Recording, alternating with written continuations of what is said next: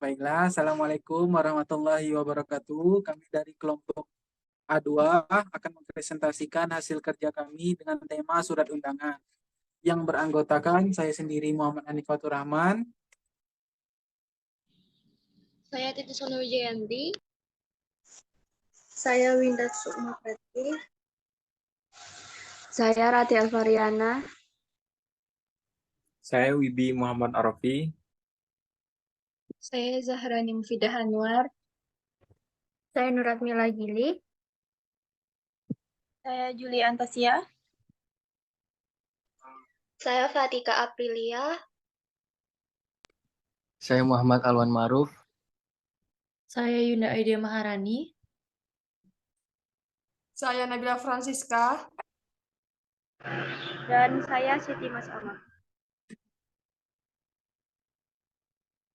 baiklah materi pertama akan dibacakan oleh Mbak Titis. Mbak Titis dipersilakan.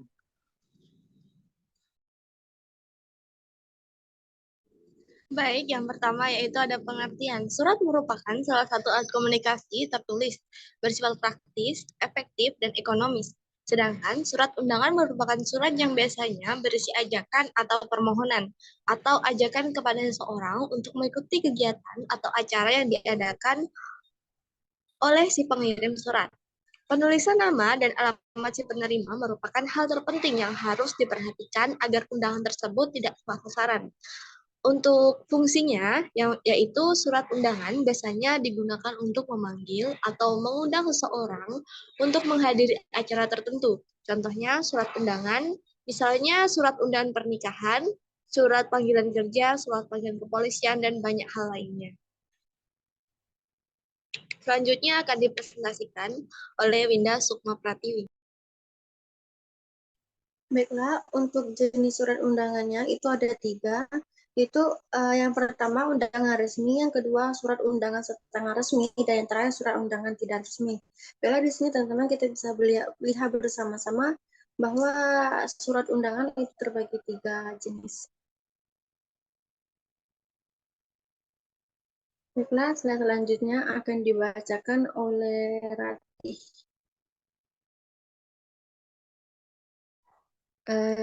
Surat undangan resmi. Surat undangan resmi merupakan surat undangan yang dibuat oleh suatu instansi atau lembaga untuk kepentingan dinas dan ditunjukkan untuk menghadiri acara resmi. Surat undangan resmi dibuat untuk tujuan yang resmi sehingga harus memenuhi kaidah dan format penulisan surat resmi, yaitu menggunakan kop atau kepala surat, nomor surat, serta perihal atau tujuan dibuatnya surat tersebut.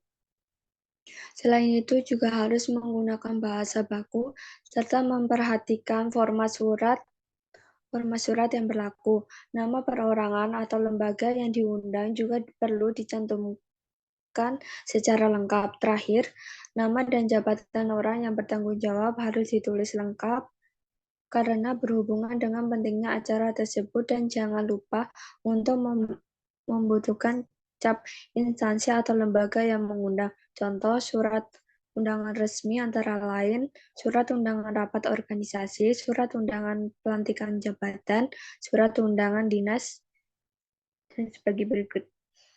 Selanjutnya akan dibacakan oleh Hanif. Selanjutnya adalah surat undangan setengah resmi. Surat undangan setengah resmi merupakan surat undangan yang mewakili perorangan atau kelompok yang ditujukan kepada perorangan atau instansi. Contoh undangan setengah resmi antara lain surat undangan rapat RT, surat undangan rapat pemuda, dan surat undangan rapat keluarga, dan sebagainya. Selanjutnya akan dibacakan oleh teman saya, Wibi Muhammad Arafi. Baiklah, yang selanjutnya ada surat undangan tidak resmi. Surat undangan pribadi merupakan surat undangan yang dibuat oleh perorangan dengan tujuan pribadi pembuatannya. Surat undangan pribadi umumnya berisi undangan untuk menghadiri acara keluarga atau acara kekerabatan. Contoh surat undangan pribadi atau undangan yang tidak resmi antara lain surat undangan pernikahan, surat undangan khitanan, dan surat undangan ulang tahun. Surat undangan pribadi biasanya ditulis dengan nama pribadi atau keluarga yang mengundang dan ditunjukkan kepada perorangan. Baiklah, slide selanjutnya akan dibacakan oleh Mbak Zahrani. Selanjutnya yaitu struktur surat undangan. Struktur surat undangan terdiri dari beberapa bagian, antara lain yang pertama, pembuka atau salam pembuka. Bagian ini berisi ucapan salam dan penghormatan kepada penerima surat undangan. Yang kedua, isi undangan. Bagian ini berisi informasi tentang acara yang akan diadakan, seperti waktu, tempat, dan agenda acara. Yang ketiga, penutup atau salam penutup. Bagian ini berisi ucapan terima kasih dan penghormatan kepada penerima surat undangan. Dan yang keempat yaitu nama dan alamat pengirim. Bagian ini berisi identitas pengirim surat undangan.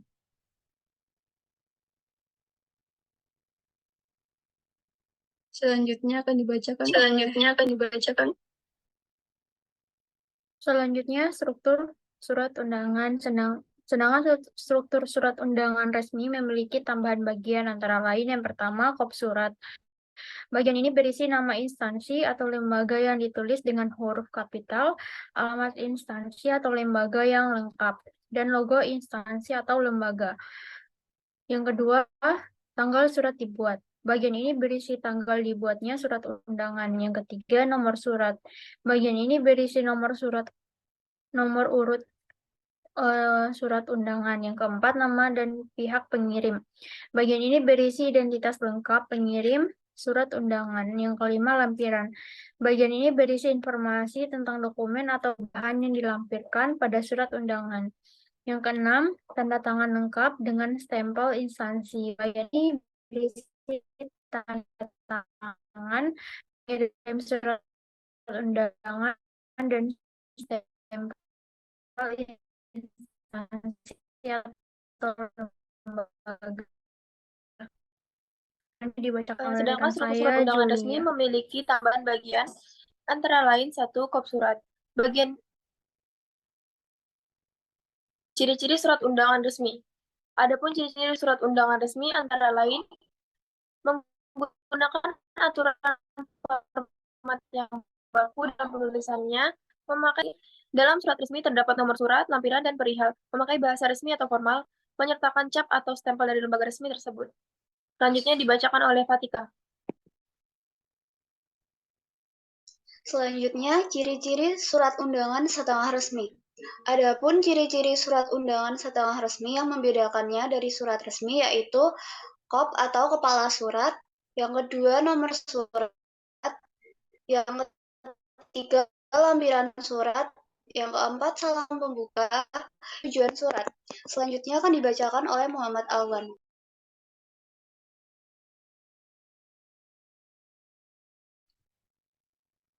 Oke, baik. Selanjutnya ada ciri-ciri surat undangan tidak resmi. Berikut adalah ciri-ciri surat tidak resmi. Yang pertama ada tidak dilengkapi kop surat. Yang kedua, bahasa tidak harus baku. Yang ketiga, tidak ada jumlah huruf. Yang keempat, salam pembuka dan penutup yang informal. Selanjutnya ada menggunakan bahasa yang sesuai dengan selera penulis. Dan yang terakhir ada format bebas. Baik, untuk materi selanjutnya akan dibacakan oleh Mbak Yunda. Selanjutnya, hal-hal yang perlu diperhatikan. Dalam menyusun surat, terdapat beberapa hal yang perlu diperhatikan. Antara lain, satu, penulisan nama penerima harus tepat dan benar. Yang kedua, menggunakan bahasa yang formal. Yang ketiga, maksud undangan harus jelas dan terperinci. Yang keempat, membuat surat singkat dan padat. 5. Menulis surat dengan bahasa yang jelas dan mudah dipahami. 6. Membuat surat dengan format yang benar, seperti alamat pengirim, alamat penerima, subjek, dan lain-lain. Dan yang terakhir, memeriksa surat sebelum dikirim untuk memastikan tidak ada kesalahan penulis atau informasi yang salah. Selanjutnya akan dibacakan oleh Mbak Nabila.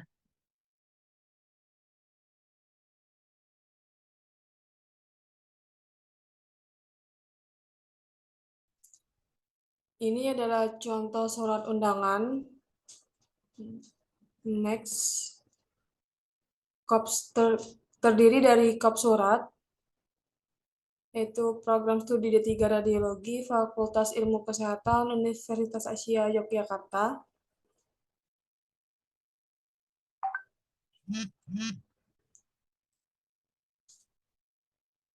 Selanjutnya,